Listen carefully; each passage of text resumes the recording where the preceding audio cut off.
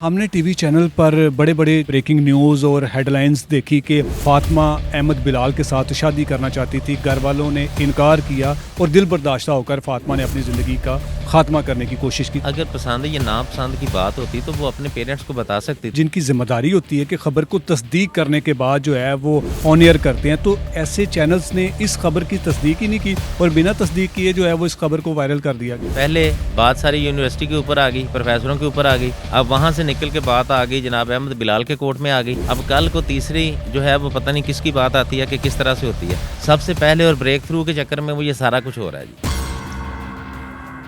आपके ज़राए क्या कहते हैं कि जो फातिमा है वो मेंटली तौर पर बिल्कुल नॉर्मल थी या फिर उसको कोई किसी किस्म की कोई परेशानी थी?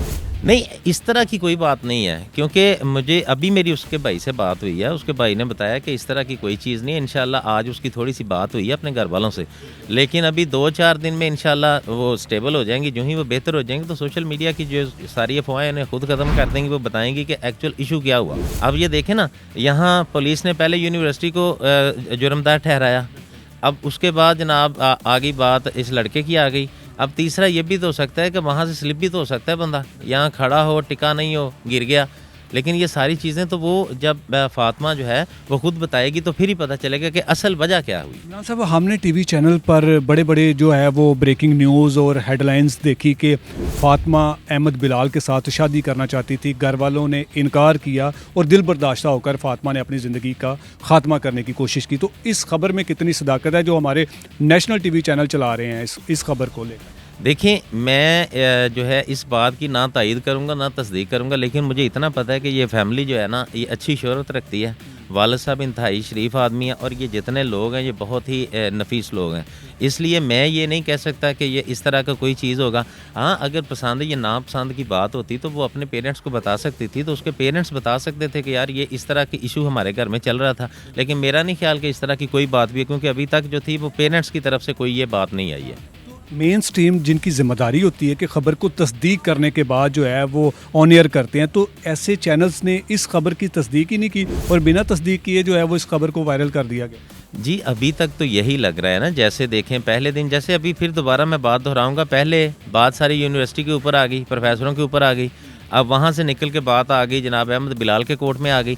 अब कल को तीसरी जो है वो पता नहीं किसकी बात आती है कि किस तरह से होती है।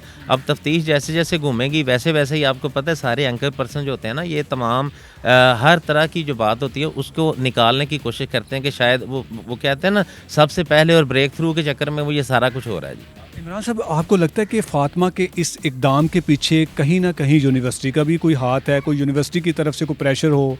अभी तक तो इस तरह की चीज़ नहीं आई है, क्योंकि इससे पहले जो था मतलब ये सेमेस्टर की बातें तो चलती रहती हैं और सारा कुछ प्रोफेसर्स के हाथ में होता है। प्रोफेसर की लाइक और डिसलाइक के ऊपर भी बहुत सारी चीज़ें जो है ना वो आपको पता है सोशल मीडिया के ऊपर जो है ना वो आ चुकी हैं। लेकिन अभी इस चीज़ के मतलब जो है ना हतमी तो वो बात वही निकलेगी कि जब उनसे कोई बात निकलेगी आगे तो फिर पता चलेगा कि क्या इशू था। फैमिली के साथ आपकी बात हुई तो उन्होंने क्या बताया कि जो फातिमा की तबीयत है, डॉक्टर क्या बताते हैं कि कब तक वो बोलने के लायक हो जाएगी? जी, आज अल्हम्दुलिल्लाह वेंटिलेटर ऑफ़ कर दिया उन्होंने। वेंटिलेटर ऑफ़ करके जब उन्हें शिफ्ट किया तो उस वक्त जो थी वो उनकी थोड़ी सी बातचीत हुई है। लेकिन आपको पता है जब चोट सर में लगी हो तो फिर इसमें थोड़ा टाइम लगता है। तो इंशाल्लाह 2-3-4 दिन जो है इन्हीं दिनों में ये सारी बातें जो है ना वो इंशाल्लाह ख़त्म हो जाएंगी और वही बात रहेगी जो फातिमा अपने मुंह से बताएगी कि असल वजह क्या बनी है। इमरान साहब, आखिरी सवाल ये है कि ये घर को ताला लगा हुआ है और कब तक वालिदैन अपने बच्चों की बेहतरीन तालीम एजुकेशन के लिए अपने घरों को ताला लगाकर जो है वो अपने शहर को, अपने गांव को छोड़ के जो है वो जाने की जो है वो कोशिशों में लगे रहेंगे और अपने लाखों रुपए के घरों को ताले लगाएंगे? क्या आपके इस इलाके में कोई तालीम का कोई बेहतरीन कोई ऐसा अदारा नहीं है जिसकी वजह से ये लोग जा रहे हैं अपने घर छोड़कर? एडी भाई, ये आपका जो सवाल है बहुत ही ज़बरदस्त सवाल है और मेरे ख्याल में जितनी हमारी बात हुई है उनमें से निकलने वाली बात जो है वो सिर्फ यही है। एक है, मैं आपके चैनल से अपने जो हमारे वफाकी वज़ीर हैं राना तनवीर हुसैन साहब, इसके साथ हमारे MNA हैं राना अहमद अतीक अनवर साहब, और इसके साथ हमारे MP है चौधरी एहसान रियाज साहब। ये वैसे भी तालीम के और जो है सेहत है, इस दोनों चीज़ों के मतलब बड़ा पॉजिटिव वे रखते हैं और नारंग की ख़ास तौर पर जो जितने मतलब अच्छे काम है ना इनके मतलब वो बड़ा पॉजिटिव व्यू रखते हैं।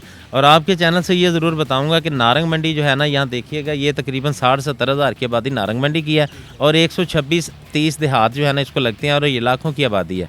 तो इनको भी एक अच्छा इंस्टीट्यूशन जैसे यहाँ पर हाई स्कूल हैं, कॉलेजेस हैं, ख़वातीन का अलहदा है, बॉयज़ का अलहदा, और इसके साथ साथ हमें एक यूनिवर्सिटी भी दी जाए ताकि हमारे बच्चे जो हैं वो यहाँ पर ही बेहतर एजुकेशन हासिल करें। और हमें ये देखें लाखों रुपए के घर जो हैं इन्हें छोड़कर लाहौर ना जाना पड़े। अगर हम लाहौर ना जाना पड़ता तो इस तरह का ये सानहा जो हुआ है, यह जो अफसोसनाक वाक़या जो है ये नहीं होता, और ये फ़ातिमा अपने घर में अपनी एजुकेशन हासिल करती, अपने भाइयों के साथ, अपनी माँ के साथ, अपने बाप के साथ यहीं रह रही होती।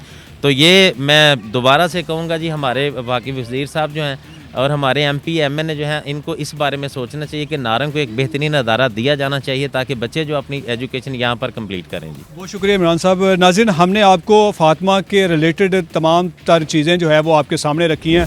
ये वो घर था फ़ातिमा का जो उनके वालिदैन अपने बच्चों की बेहतरीन एजुकेशन के लिए इस घर को ताला लगा के किराए के मकान में रहकर अपने बच्चों की बेहतरीन तालीम के लिए मेहनत कर रहे थे। फ़ातिमा के वालिद इंतहाई मेहनत कश और टैक्सी ड्राइवर थे, और जो शख्स अपने बच्चों की बेहतरीन तालीम के लिए दिन रात मेहनत करता हो तो यकीनन उनके बच्चे भी आखिरकार किसी न किसी मकसद पर पहुंचना चाहते हैं। अब फ़ातिमा के मुतल्लिक जो अहमद बिलाल को जोड़ा जा रहा है, अहमद बिलाल का इस वाक़े के साथ क्या किरदार है, कोशिश करेंगे कि अगली वीडियो में अहमद बिलाल के साथ भी उनका मौक़िफ़ लिया जाए ताकि इस वाक़े की असल हकीकत आप तक पहुँचाई जाए।